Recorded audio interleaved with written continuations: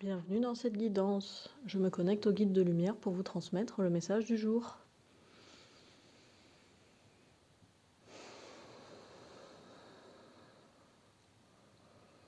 Alors parmi vous, il y en a qui se sont pris en main, là, qui ont vraiment envie d'avancer, d'évoluer, qui ont mis des choses en place, qui essayent en tout cas des nouvelles choses, des nouvelles habitudes, voir comment ça résonne pour eux et tout. C'est cool, les guides sont vraiment contents de ça.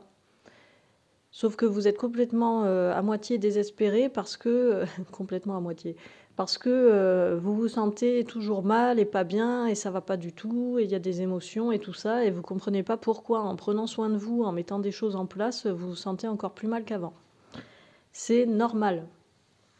C'est normal parce que dès lors que vous prenez du temps pour vous, dès lors que vous vous arrêtez 5 minutes pour respirer, pour observer ce qui se passe à l'intérieur de vous, autour de vous, etc., ça va forcément faire remonter des émotions, des ressentis, des pensées, des sensations, des douleurs peut-être aussi physiques, émotionnelles, toutes sortes de choses. C'est normal parce que quand vous êtes pris dans votre quotidien, dans votre rythme de vie, etc., il y a beaucoup de choses qui sont enfouies, qui sont mises de côté, qui sont non conscientisées, qui sont frustrées, qui sont enfouies, c'est vraiment le mot qui clignote là.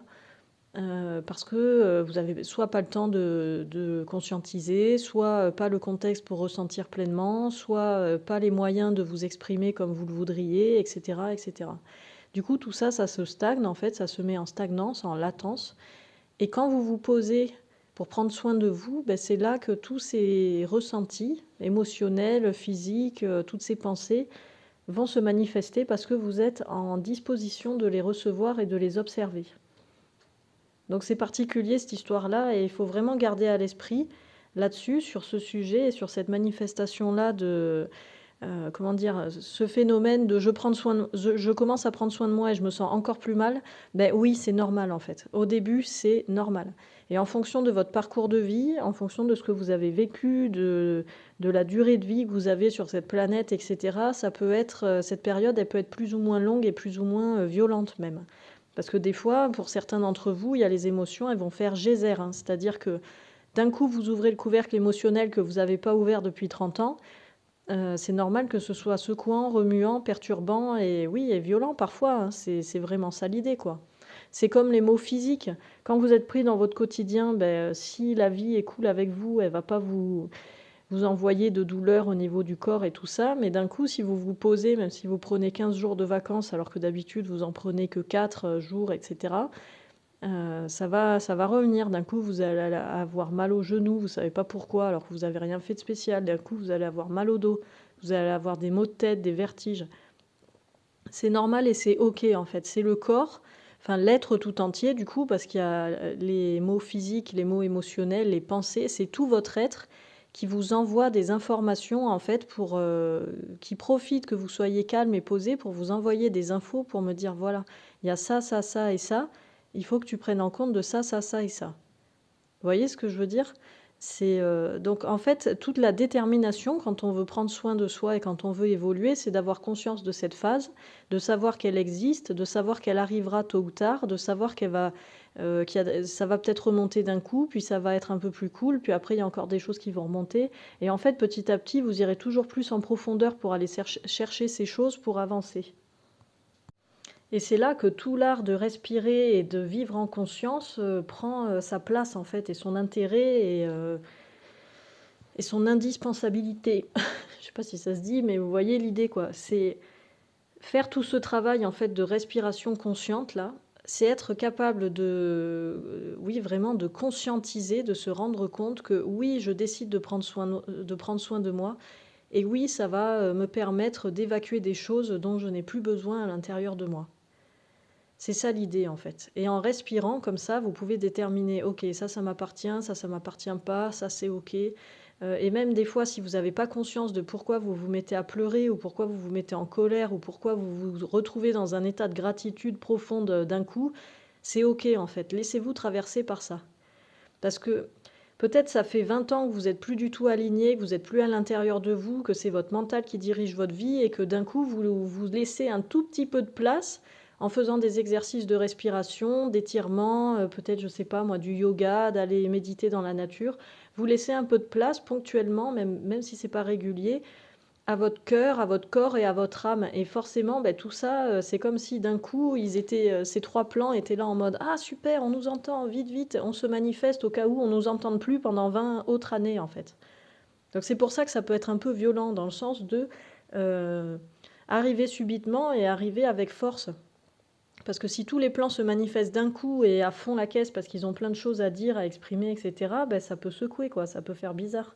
Et c'est ok en fait. Dites-vous justement, quand il y a ces moments comme ça, essayez d'avoir vraiment la conscience de vous dire que génial, je me sens mal, ça veut dire que je suis en train de nettoyer des choses à l'intérieur de moi, des émotions, des résidus de trauma, de souvenirs, de ceci, de cela. Si je me sens mal, c'est parce que je suis en train d'avancer, c'est parce que je suis en train de me transformer, de transmuter, de muer, etc., etc. Prenez-le comme un cadeau et vous verrez que ça passe beaucoup mieux en fait.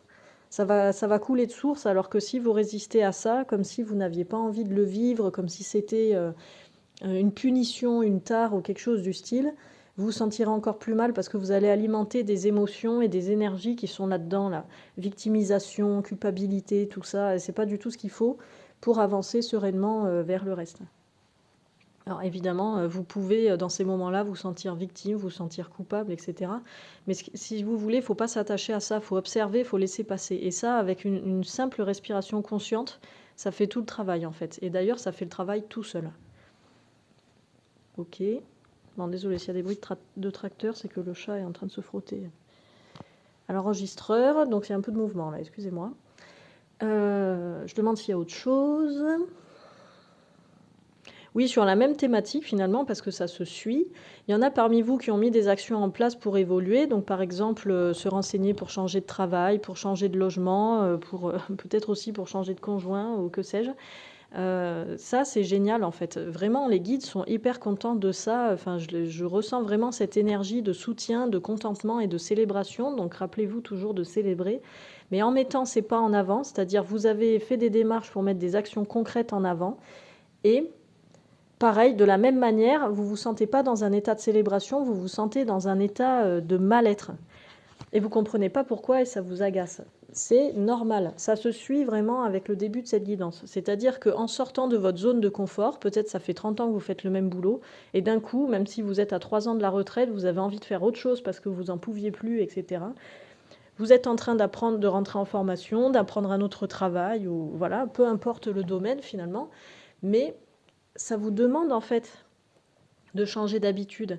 Ça va vous demander de sortir de votre zone de confort dans le sens de peut-être changer de quartier, changer de ville, rencontrer des nouveaux collègues, faire un travail qui est complètement différent par rapport à ce que vous aviez l'habitude de faire, avec des horaires différents. Ça vous demande un effort de concentration et de mémoire et d'apprentissage pour apprendre votre nouveau métier, etc., etc. C'est normal de se sentir perturbé, surtout si ça faisait très longtemps que vous fonctionniez différemment de ce que vous êtes en train d'expérimenter actuellement. Et ça va bousculer aussi. Alors, il y a plusieurs choses et il y a quelque chose qui est très subtil à déterminer. Donc, d'où encore l'intérêt de respirer en conscience et d'apprendre à se connaître petit à petit, toujours plus en détail, pour savoir où on est, où on se situe, de quoi on a besoin, de quoi on n'a pas besoin, et surtout ce qu'on ressent. Parce que par exemple, vous allez peut-être aller faire un stage de découverte en entreprise. Alors, il y en a à qui ça parlera pour le coup là. Déjà, il n'y a pas de pression à se mettre. C'est juste un stage d'observation et de découverte. Donc respirez, tout va bien. Vous êtes attiré pour un métier, vous allez essayer de faire ce métier pour une durée plus ou moins longue. Et ça, c'est OK. Déjà, c'est perturbant parce que vous changez d'univers, vous changez de collègues, vous changez peut-être de lieu, de quartier, etc. C'est normal que ce soit perturbant. Déjà, il y a ça à prendre en compte. Ça peut être fatigant, ça peut être stressant, et ça, c'est OK en fait.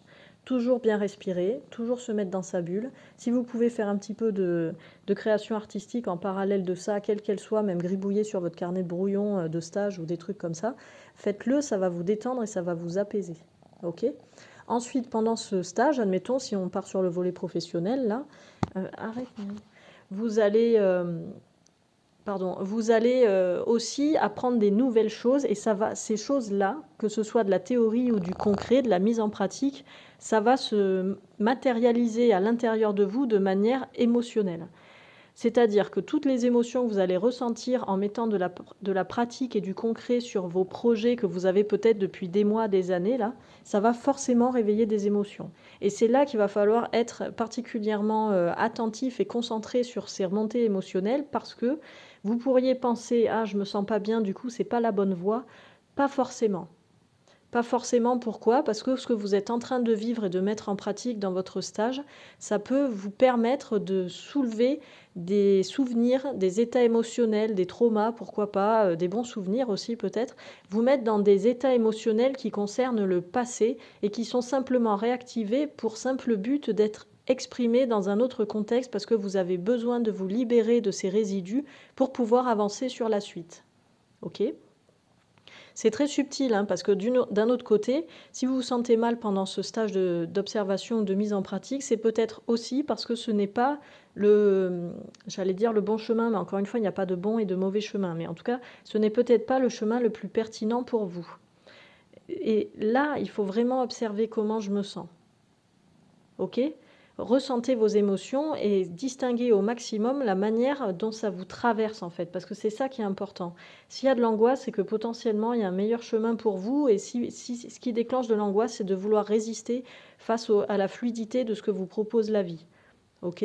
S'il y a du stress, s'il y a des peurs, c'est peut-être parce que justement vous êtes en train de transcender quelque chose de fondamental à l'intérieur de vous et que l'ouverture, les portes et le prochain chemin et la fluidité du chemin, elle est juste derrière ça.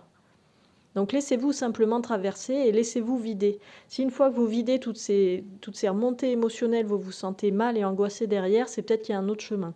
Si une fois que vous laissez remonter toutes ces émotions-là, que vous les laissez vous traverser, etc., c'est justement peut-être que vous êtes sur le chemin le plus fluide et pertinent pour vous. C'est très subtil, hein, la nuance entre les deux, elle est très subtile. C'est pour ça qu'il est fondamental vraiment de faire cet effort et ce travail de respiration pour pouvoir avancer en conscience et sereinement sur la suite. C'est ça qui va déterminer aussi, vous aider à prendre des décisions par la suite en fait. Et c'est pareil pour les relationnels. Alors je disais tout à l'heure, prendre des décisions sur ces relations de couple par exemple, c'est la même chose, mais c'est aussi sur les relations amicales, sur la relation des collègues, sur tout en fait, sur les activités, sur le lieu de vie. Quand vous allez visiter des logements, par exemple, pour changer de lieu de vie, ressentez en fait. Il y a peut-être des choses qui vont vous ramener à quelque chose de passé. Admettons, vous allez visiter un appartement qui a la même configuration que celui que vous aviez quand vous étiez étudiant en 95 par exemple.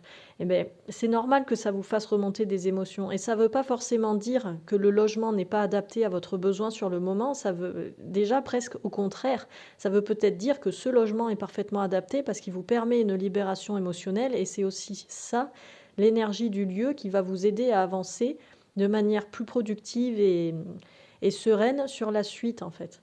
C'est pour ça qu'il faut s'apprendre à observer et à déterminer tout ça. C'est hyper important et les guides insistent vraiment là-dessus aujourd'hui. Là. Voyez comment ça résonne pour vous. Et ça peut s'appliquer sur plein d'autres choses.